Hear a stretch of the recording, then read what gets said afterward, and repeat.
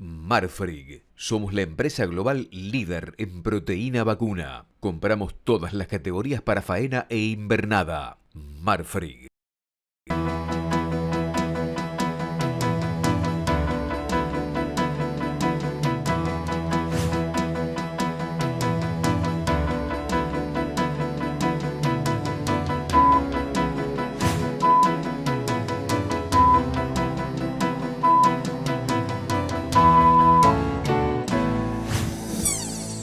Amigos de Canal Rural, buenos días.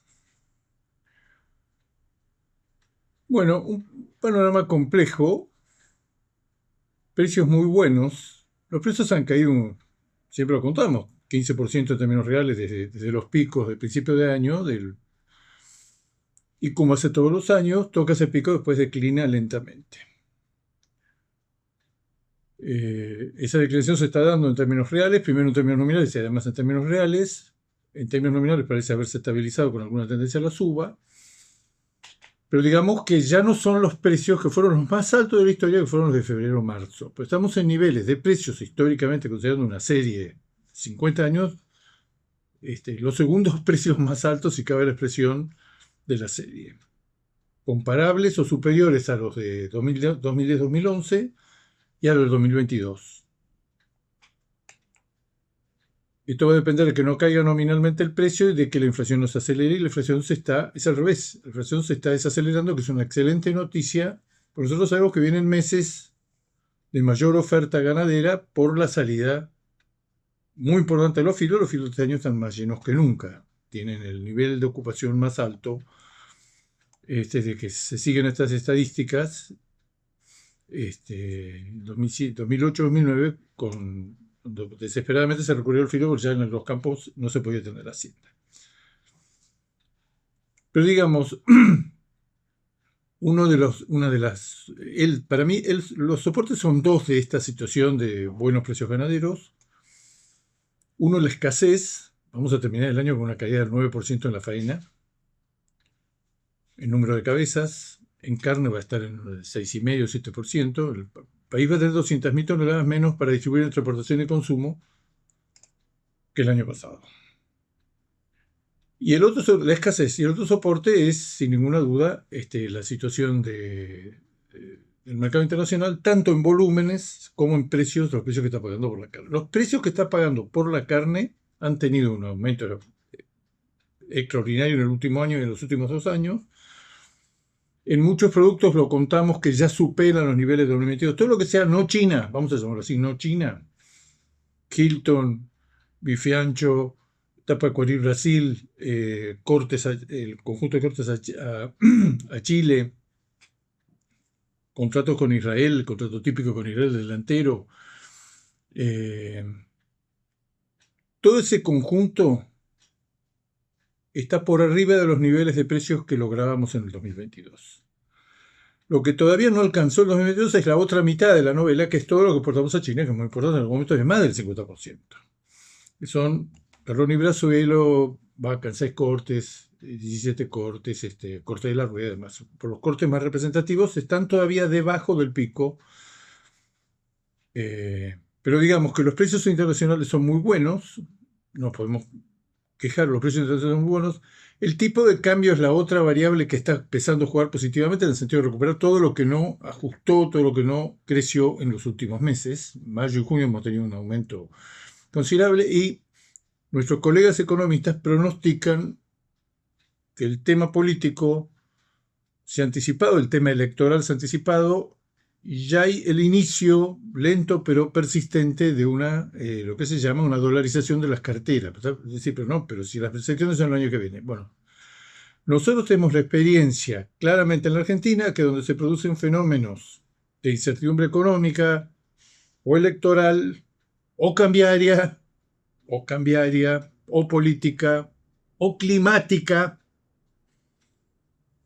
en un marco de oferta y demanda muy ajustado, durante algunos días o algunas semanas el productor no ve bien la cosa, no ve claramente qué va a suceder, restringe la oferta, y por restringir la oferta en un mercado que ya está muy ajustado a la oferta y demanda, los precios suben. Esto ya pasó antes, pero se pensaba que iba a pasar el año que viene, pero no se descarta que pueda suceder que en el segundo semestre haya este tipo de episodios donde todo está tranquilo hasta que deja de serlo, eh, porque sucede algún proceso de los tantos en la Argentina disruptivos, aparentemente vamos a tener varios en el segundo semestre que hace que circunstancialmente la faena baja, y porque la faena baja los precios suben, porque los precios suben la gente no vende, y porque no vende los precios suben.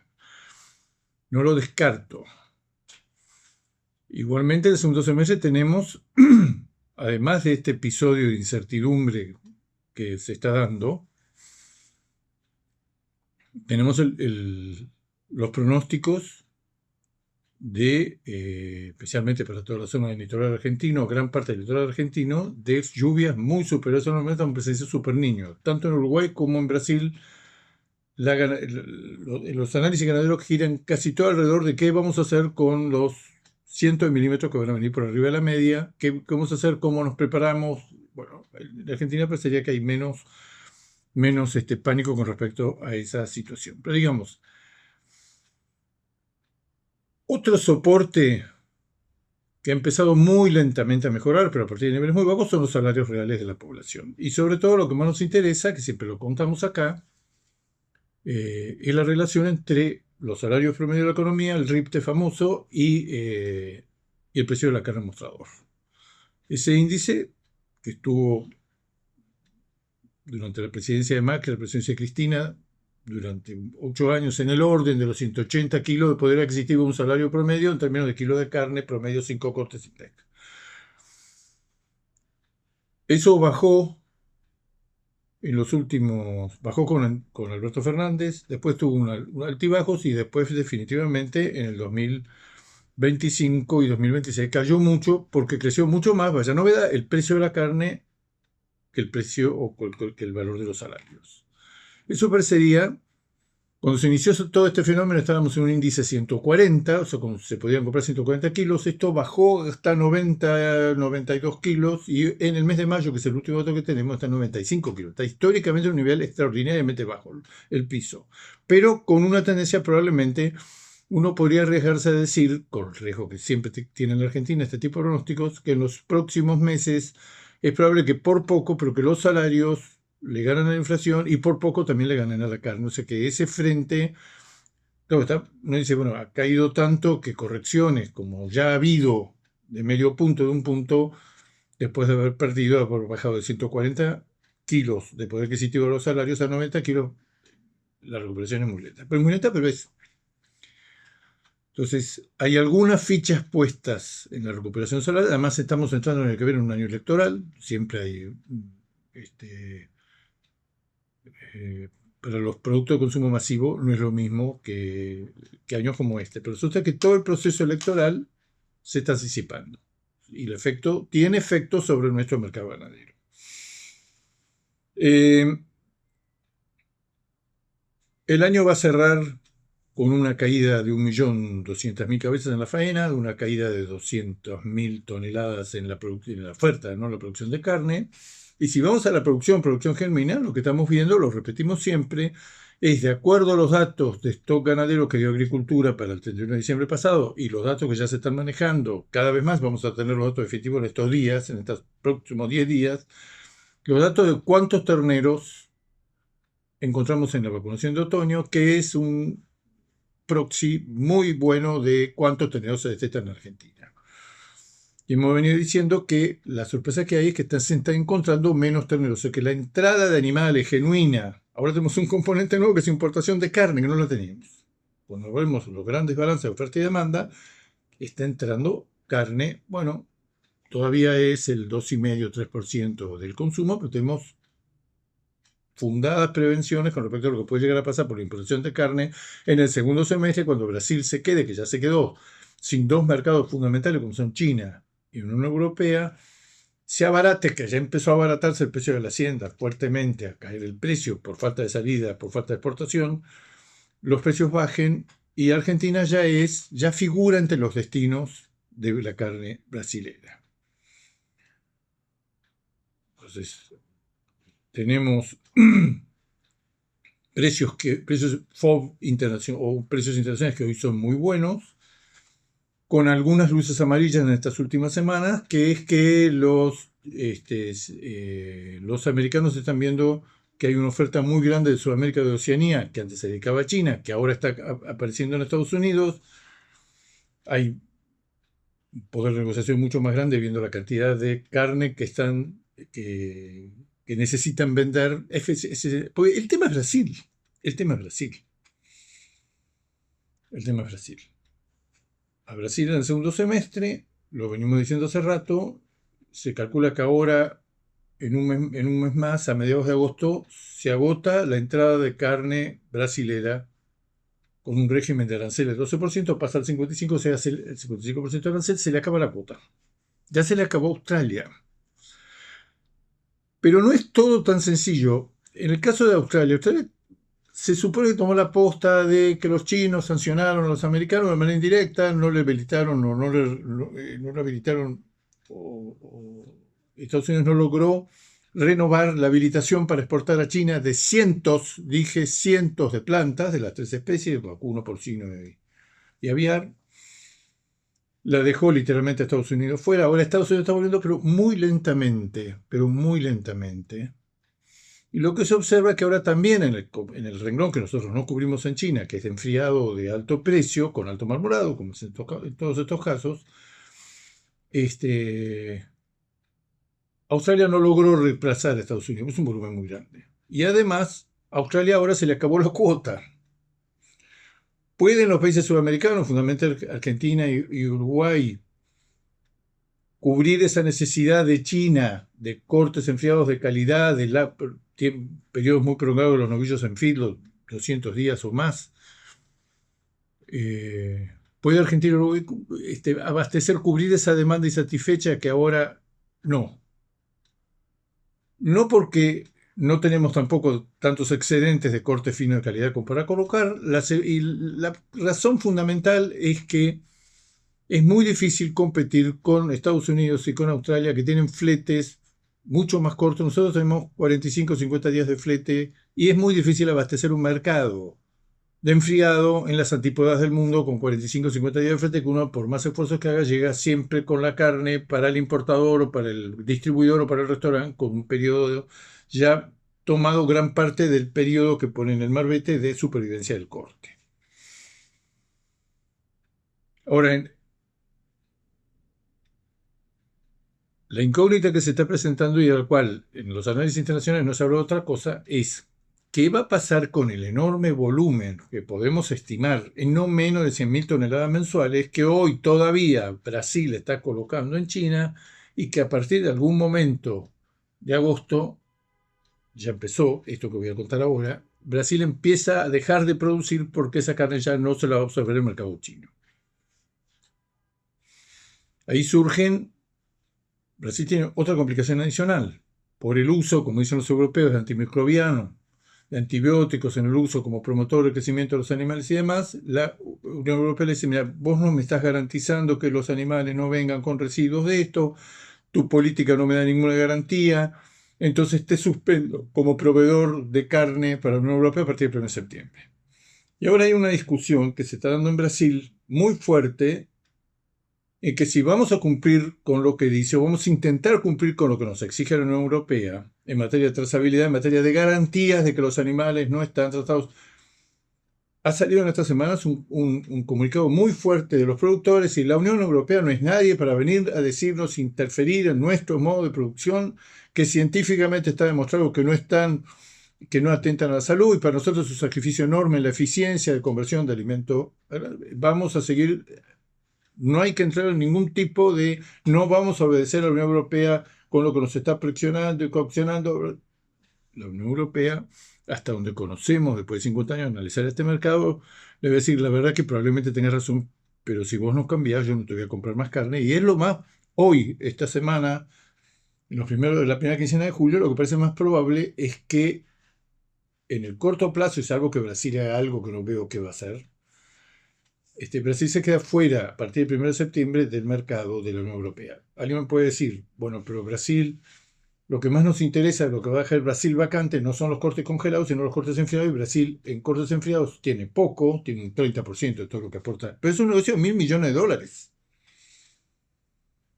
Y si uno dice, la Unión Europea, esa carne congelada o enfriada, de alto precio, precio medio, doy un ejemplo entre tantos, la famosa nalga de origen brasilero, que es magra, que rinde muy bien en la cocina para bresaola de Italia, es un volumen enorme que se corta. ¿A quién le van a comprar la nalga para hacer bresaola? ¿A quién le va a comprar la comunidad ese volumen que hoy se está gastando en Brasil? Que los brasileños estiman que son $1.000 millones anuales. Se corta a partir de septiembre. Ahora, un motivo más para desconfiar que va a ser Brasil, porque también va a tener bloqueado el mercado americano, el mercado europeo, y además va a tener bloqueado el mercado chino. ¿A dónde va a ir esa carne? Ese proceso ya empezó porque ya hay muchas plantas que han dejado de producir a China, pues en una cuestión de semanas, que se deja de embarcar a China porque la costa se supone que a mediados de agosto ya está cubierta. Para Argentina hay oportunidades y peligros casi por igual. La oportunidad es que los importadores chinos tienen dos o tres alternativas para abastecerse de ese gigantesco volumen en Australia y Brasil, juntos, que por 4 meses no lo van a tener. ¿Por qué digo por 4 meses? Porque ya a partir de noviembre Brasil ya va a estar produciendo sus plantas, o en octubre, sus plantas para embarcar a China, estar el 1 de enero con la nueva cuota, listos con la carne, listos para entrar. O sea que esto es un proceso que va a durar 3-4 meses, que es hasta que Brasil y Australia retoman sus exportaciones con la cuota 2027. Ahora, en ese intervalo, ¿a quién le van a comprar carne? No tienen muchas alternativas. Tienen la alternativa de Argentina y de Uruguay. Nueva Zelanda tiene una cuota, pero se ve que Nueva Zelanda, además, estos países tienen conexiones muy firmes, mercados muy conectados de toda la historia, mercados históricos con Estados Unidos. Entonces, también uno se pregunta, si Uruguay y Argentina no van a abastecer el gigantesco volumen que entre los dos países debe ser el orden de 130-140 millones mensuales, vuelvo a repetir, va a ser por 4 meses o 5 meses o menos, o algo menos. Ahí va a estar entre agosto y octubre, noviembre, donde ya se va a empezar a soplar otros aires, pues ya está, es inminente el cumplimiento de la nueva cuota. El peligro que ve todo el mercado es que Brasil, ese enorme volumen, especialmente el de China, lo redireccione al mercado americano, a otros mercados, a su consumo interno y a nuevos mercados que está abriendo, como es el caso, vamos a decirlo, de Argentina. El precio de la hacienda en Brasil ya empezó a bajar. En algún momento estaba arriba de $4.50, recuerdo, nosotros estamos en $5.60, $5.70, ya está en 4.15, 4.18 y sigue bajando. Y la idea es que cuando plenamente las plantas que trabajan con China paren de trabajar con China, que son los últimos embarques en estas últimas 2 o 3 semanas, hay un sobrante de carne. Los brasileños en el momento con optimismo decían, o lo vamos a colocar en Estados Unidos, o lo vamos a colocar en el mercado interno, o lo vamos a colocar en unos mercados asiáticos. Los mercados asiáticos ha demostrado que son muy prometedores, pero que en este momento, en esas magnitudes, no cumplen ningún papel. No van a ser los Malasia, los Indonesia, los Vietnam, los Filipinas, los Singapures de la vida, lo que te van a absorber el volumen enorme que vas a dejar de exportar a China. Y tampoco van a ser Argentina y Uruguay los que van a reemplazar ese volumen porque no lo tienen. Con lo cual, la visión optimista de lo que está pasando con Brasil y Australia en el mercado chino es, nosotros en los próximos meses vamos a tener una posición negociadora inmejorable y vamos a lograr mejorar los precios que vendemos. Los chinos te contestan imaginariamente. Nosotros durante los primeros meses del año, apenas se supo esto, hemos estado acumulando carne congelada, los stocks son muy altos, ahora dicen que los stocks en estas últimas semanas bajaron algo, pero bajaron algo a partir de niveles muy altos. No sabemos el nivel exacto. En el mundo se calculó que eran 1 millón de toneladas de carne acumulada, pero el dato que hay está en un número índice y no en toneladas, como para saber exactamente qué cantidad de carne tienen, y nos están corriendo los importadores chinos. Ahora, el peligro es que Brasil no logre colocar ese enorme volumen en China. Ya sabemos que por varios meses no lo va a poder hacer. En Estados Unidos va a competir, que eso es una pesadilla para Australia y para los proveedores tradicionales del mercado americano. Nosotros en el mercado americano ocupamos el 7º lugar como proveedores. aún con la cuota extraordinaria que nos proveyó Trump y que esperemos que el año que viene se renueve. Ahora, si uno dice de manera, lo que más probablemente suceda es que el precio en el mercado interno brasilero se deteriore, que Brasil sea más competitivo aún de lo que es ahora, por ejemplo, para vendernos carne acá en el consumo local, que viene creciendo dentro de niveles manejables, 3.000, 3.500 toneladas mensuales.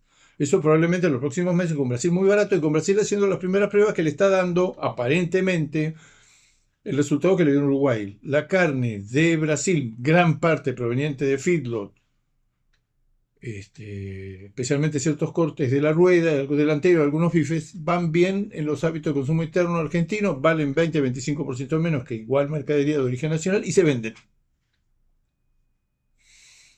Entonces, uno mira y dice, muy bien todo con Brasil.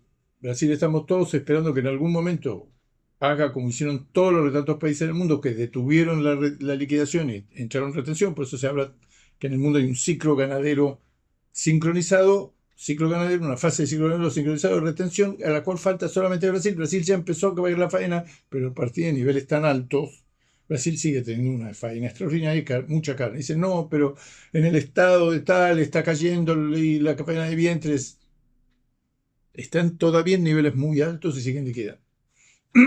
Siempre recordando que hay una teoría que hay que poner algunas fichas, que Brasil no está liquidando, que siempre se ha medido mal el volumen del rodeo de cría, la cantidad de terneros que nacen en Brasil, la cantidad de animales que efectivamente se matan y que el Estado brasileño no alcanza a mensurar, que en realidad esta producción extraordinaria no es de periodo de liquidación, sino que Brasil tiene más carne, más hacienda, más vacas, más ternero de lo que pensamos, que es una vieja hipótesis de muchas consultoras brasileñas, dice, esta cantidad de carne sospechosa no puede ser esto una liquidación. Es probable que nos hemos estado equivocando con el volumen que produce Brasil.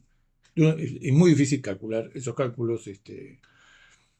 Siempre contamos, la industria organizada faena 37 millones de cabezas, se calcula todos los miles de mataderos del interior de Brasil, de zonas que hay muy malas estadísticas, muy mala información. Bueno, Brasil puede llegar a faenar, que lo que calcula la USDA, 45 millones de animales. Y vienen detrás los curtidores, como siempre he contado, dicen, mira, ustedes calculen lo que quieran, nosotros curtimos 50 millones de cueros. Entonces, la situación del segundo semestre en gran medida va a ser Brasil dependiente. Nos puede favorecer enormemente en el sentido de que en Europa y en China tengamos valores por varios meses muy interesantes. En Europa no se revertiría en el corto plazo. Europa es un gran mercado para nosotros, sea enfriado, sea congelado, es un gran mercado para nosotros. Somos formadores de precio, colocamos un gran volumen, tenemos asegurado unas cuotas relativamente altas para lo que es el mundo hoy en día, y es todo enfriado de calidad.